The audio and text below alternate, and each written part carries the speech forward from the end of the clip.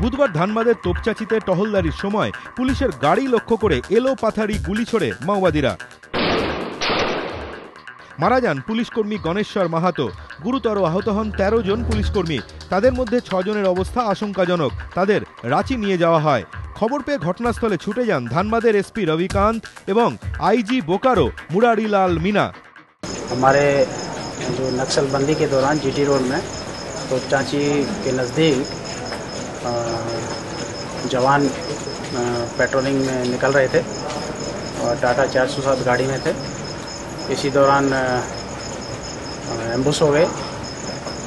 नक्सलियों ने एक तरफ से गोली चलाई है, जिसमें जवान हमारा एक कैजुअल्टी हुआ है और 12 जवान इलाजरत हैं। হামলা হয় ধানবাদ জেলার টুন্ডি থানা এলাকার প্রতাপপুরেও। সেখানে একটি সেতুতে বিস্ফোরণ ঘটায় মাওবাদীরা। ফলে সড়ক পথে কার্যত বিচ্ছিন্ন হয়ে পড়ে প্রতাপপুর। রাঁচির কাছে খালাড়িতে একটি বেসরকারি সংস্থার মোবাইল টাওয়ারও বিস্ফোরণে উড়িয়ে দেয় মাওবাদীরা। অপহরণ করা হয় সংস্থার এক কর্মীকে, পরে তাকে মুক্তি দেওয়া হয়।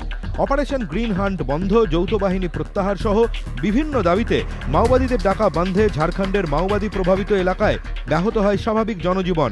ধানবাদ, চাইবাসা, রামগড়, গিরিডি সহ বিভিন্ন খনি এলাকায় এদিন কোনো কাজই হয়নি। ঝাড়খণ্ডের বড় শহরগুলি বাদ দিয়ে অন্য জায়গায় বন্ধের ব্যাপক প্রভাবও পড়ে। ধ্রুবজ্যোতি প্রামাণিক ও কৌশিক গাতাইত, এবিপি আনন্দ।